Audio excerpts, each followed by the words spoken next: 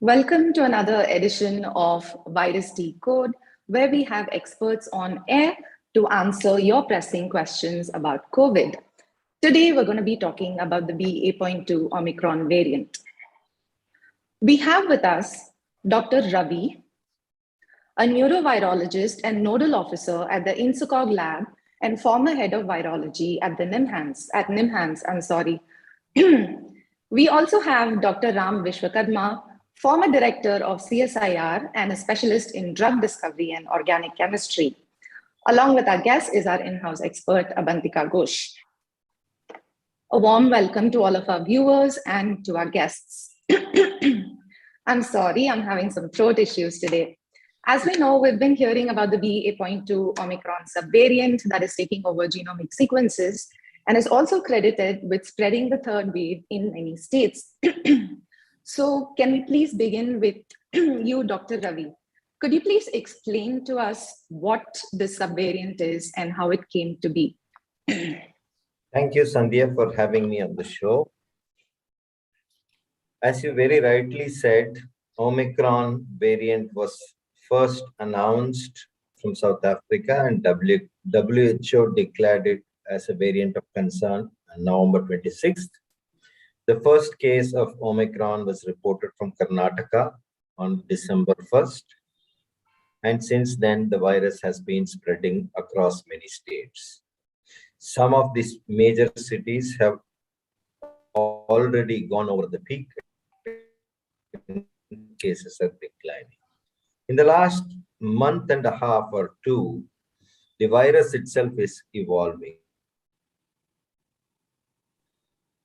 1.529, then emerged a sublineage which was called BA.1 that was spreading in India and most parts of the world in December. Towards the end of December, a second sublineage emerged with more mutations.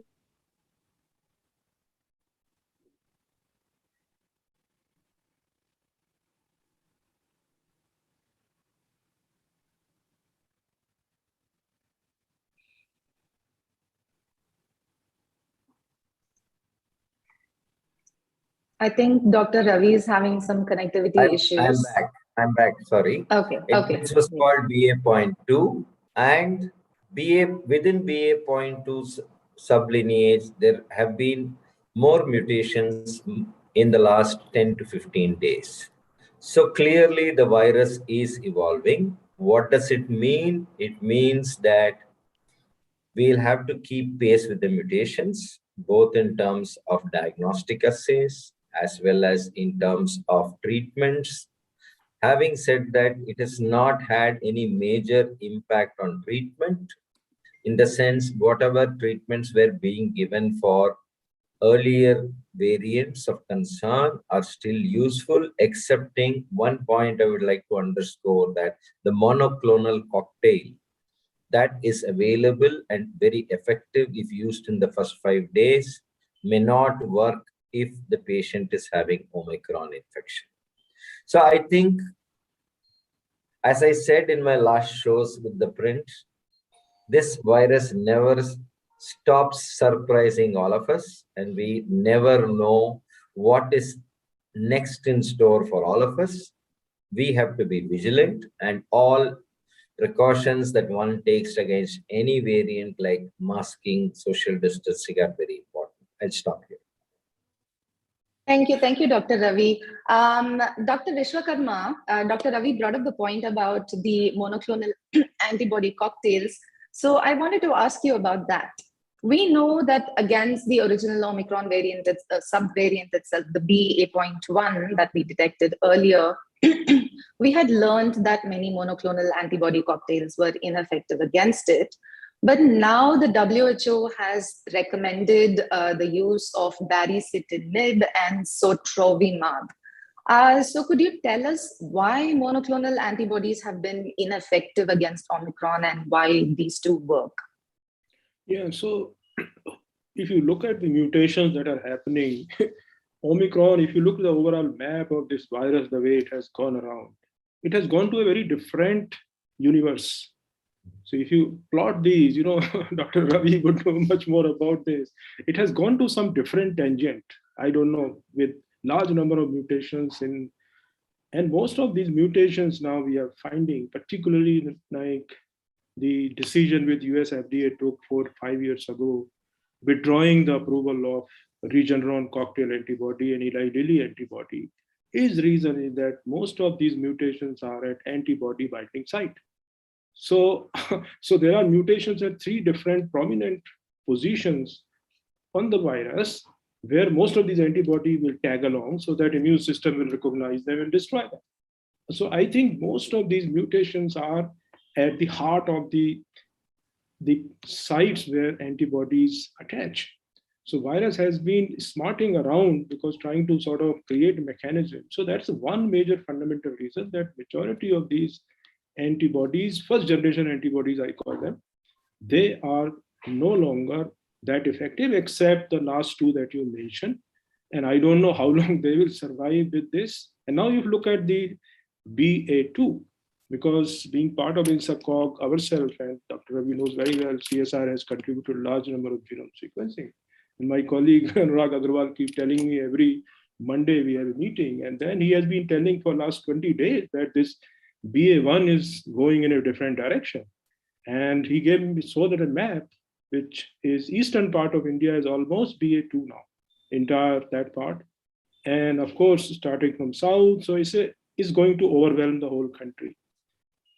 And the mutation which are happening now, which are on particularly where the antibodies directly or antibodies being produced by current generation of vaccines. See, vaccine, what they do, they generate the antibodies, same thing they generate. So they are basically not able to access those recognition site. And that's a reason that majority of antibodies now have remained as a post, they will not allow you to progress to severe disease, but they are not going to prevent you from getting virus. That's pretty sure. Whether you are doubly vaccinated or boosted or whatever you have done, virus will get you. So basically what Dr. Ravi said at the end, that the precautions of protecting ourselves is that precaution is a must. We cannot leave that and just be little aggressive that no, I have got vaccinated. So I think, and please, I would say that we have to be extra cautious, extremely cautious, because we are on the journey, which is somewhere in the half, and we do not know where we are heading. And my worry particularly is that considering the very diverse immune status of this very huge country, where this virus get opportunity to go in a direction, it's just hanging on one critical mutation. And if you have that, then you have the Delta, ferocity of Delta and transmissibility of Omicron. This is, I think the Western virologists are discussing about this. So I think we have to be extremely vigilant, but there is nothing extraordinary to worry about 0.21 or 0.2. That's why WHO yet to declare this as a virus of interest, which is what my opinion is. I hope I made my point clear to you. Yes, absolutely. And one of the ways that we can understand viruses better is through more effective sequencing. Abantika, could you give us a quick rundown on where all sequencing takes place right now in India, and what is the government doing to increase it? Is that in the plan? Is that in the works? So the places where sequencing is currently happening are all the INSACOG laboratories. 2 of them are here in Delhi, NCDC and IGIB. Dr. Vishwakarma mentioned Dr. Anurag Agarwal. So that's IGIB. Then there's one where you are in Bangalore. Actually there are 2 in Bangalore, NCBS and NIMHANS. Then obviously there's NIV Pune. Remember NIV Pune had, they had isolated the first virus way back in January 2020, the Wuhan strain. And initially that was actually the only lab that could test for the virus. Again, I'm talking about the Wuhan strain, the original strain. So there are basically 10 INSACOG laboratories. There's one in Bhubaneswar. And so here's the thing, we are basically doing what we call sentinel surveillance. I was just looking at the data. The last INSACOG bulletin says that we have so far sequenced 1.50 lakh samples. And India's current number of infections is 4.1 crore. And this is budgeting for all the, I mean, this is the reported infection. So obviously there is, and all our sero surveys have showed that there's way more infection in the community than this. So to that extent, I think our genome sequencing still has some sort of ground to cover. But what Dr. Vishwakarma said, I found very intriguing is this, this very interesting possibility of a virus with the ferocity of Delta and the transmissibility of Omicron. I'm curious because, over these last few months, we have been constantly talking about viruses and transmission and infection. And one thing that has been constantly told to us, Dr. Vishwakarma, is that it is not in the virus's interest to kill us.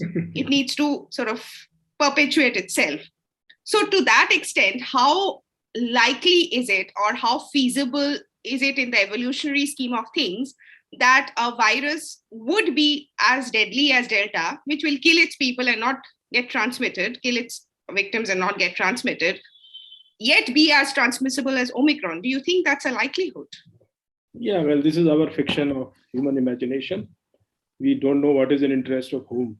It is an evolutionary process. Viruses are the one which created life. And I think someday they are the one who will destroy the life. So let's put it this very, very philosophical evolutionary term. What's happening here is, what you need a niche. You need an immunocompromised niche.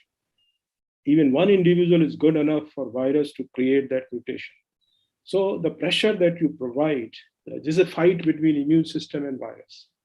Immune system is evolving, sending in signal to memory cells, B cell, T cell, innate cells. Virus is evolving. And they recognize each other for millions and billions of years. Okay, they have seen each other many times over, right? So all you need, what South Africa, what happened now, people are discovering that is set of immunocompromised population that you need, which can provide you this trigger. And also this is a, life process is always, please remember, life process survive on what we call redundancies, degeneracies, and basically creating multiple recombination possibility. The whole immune system is based on these concepts, okay, creating multiple possibilities for future. So, and both for host and the virus. So it's basically a scientific logic. That I don't believe this logic that this is not interest in virus, this is human. This is nothing like that here. It's the opportunities with biology will offer. Biology is common for virus and human. What it offers and pathway it takes in response to the immune system that is being offered to it. So why I made this comment that people, we are a hotspot of the whole immunological memory of the whole world. If you look at our HLAs and look at the MSc class 1, class 2 genome sequences, I think Dr. Joshi, Dr. Ravi will be sort of thinking about it. What I'm trying to say, we have a much deeper genetic immunological connect. And when I look at the diversity of immune system, I think we need to be extra careful because, certain pockets you get, and, this is how I think Delta, I don't want to go into more detail. I think it's not correct to say that, but this is how Delta originated. So I think we have to be careful about that. And vaccination is very healthy, good. And I think only solution right now is the vaccination and masking and all the precaution. I think rather than going in these speculations that what will happen here, I repeated that one mutation because of the very prominent biology groups elsewhere in the world, they are talking about this. Those who are the leaders in this field. So that's why I repeated that, not to put alarm, but to put a caution. Well, that's my logic. There is nothing like interest, or I don't believe all this. Right. But speaking of sequencing, Dr. Ravi, I know you have some thoughts on this, but could you also tell us a little bit about why we need to keep sequencing viral genomes in the first place? What is the information that we get from it, and why is it so important to step up sequencing?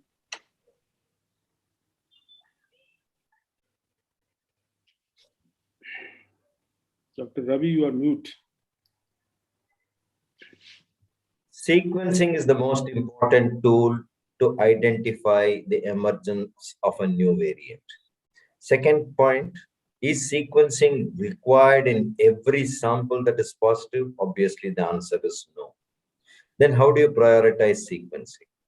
One approach that INSACOG has been taking is to do sentinel surveillance, meaning from different geographic locations, collect samples from a set of individuals who have a severe disease phenotype, or they are breakthrough vaccinations in people who have received 2 doses of the vaccine, or special populations like children, and so on. So that approach has to continue. But whenever there is a surge like this, there's a huge demand for sequencing from various quarters. That is where we need to strategize sequencing. And to that extent, I must tell you, I'm now with Tata MD as the head of R&D, and we have come out with a kit that identifies Omicron through RT-PCR. Okay, and this will give you, and the concordance with genomic sequencing is very high, number one. So if people want to know if Omicron is the causative agent, you can straight away use this RT-PCR. If it is Omicron positive in the test, there is no need for sequencing. That everybody agrees, because there's high concordance. If it is not Omicron, but it is other SARS-CoV-2, I would say that is the greatest value of this kind of approach.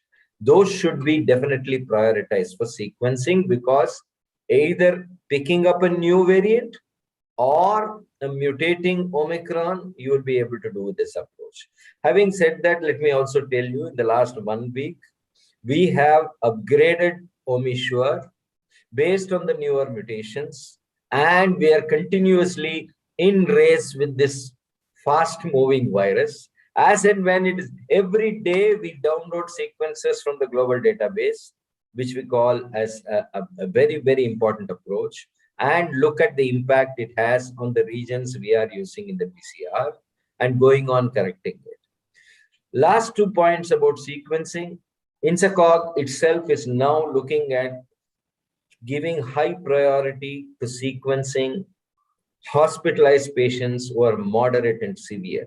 As Dr. Vishwakarma very rightly pointed out, don't go thinking Omicron is a very mild variant. In those who are not immunized, it behaves just like Wuhan virus. And in elderly whose immune system is not so fit, it will produce complications. So I think people who are sick, who are admitted to hospitals, definitely need Omicron testing and Omicron sequencing. I think that's a point I would like to make. I'll stop here. Thank you. Thank you, Dr. Ravi. I just wanted to ask a quick follow-up question. When you said that the PCR tests detect the Omicron variant, is that from the S gene dropout, and that's not we use 2 approaches, BA.2? Sandhya. 2 approaches. For the first time, we have combined in the test, which no other product in the market has it. S gene dropout is one. Other is amplifying regions that are specific to Omicron, be it classical Omicron, BA.1 or BA.2. And what we notice is, in the dropout is where the BA.2 is mutating more and more, and we have upgraded our test to keep in pace and say that dropouts will definitely occur. Having 2 approaches has a much better accuracy for correlation with genomic sequencing and for identification of Omicron directly in the specimen. Great, thank you. And I think with that, I'll start taking some viewer questions. The first one comes from BN, who asks, can one get reinfected with BA.2 after getting infected with BA.1? I would, whichever one of you would like to take it, please feel free to do so. The honest answer is we do not know. I am very happy to express my ignorance, because I know this virus has taught me my lifetime lessons in 2 years. I have not heard of a reinfected BA.2 person again, but let me tell you, I will not be surprised. We are hearing of reports of Omicron reinfections within like a month or so. There are a few handful of cases. So I guess more time will tell. Eminently possible for the reasons Dr. Vishwakarma lucidly explained. It is in that portion where it attaches to receptors that is going on mutating, and that is also the target of the immune system. So the immune system is ineffective. So eminently possible. But personally, pardon my ignorance, I don't know of any reinfections. Okay. Abantika, what are the case numbers looking like right now? With the caveat that there are unreported home testing cases, and because of which official numbers might not be fully accurate. Are we seeing a trend in cases falling overall, do you think? You mean overall COVID cases? Yes. Yeah, certainly. COVID cases are falling. But so, for example, this morning's number, I will just tell you. This morning, the new cases number stood at 1.61 lakh, which is much smaller than what it was, even last week when we were touching 2.53, that sort of. But and also, Bombay, Delhi, we are clearly coming down, which were the hotspots. South was picking up. South is also now coming down. Karnataka, Tamil Nadu, Kerala, those states are also coming down. But what the Ministry of Health has constantly been saying is that, it's not a uniform peak. I mean, the country is so vast.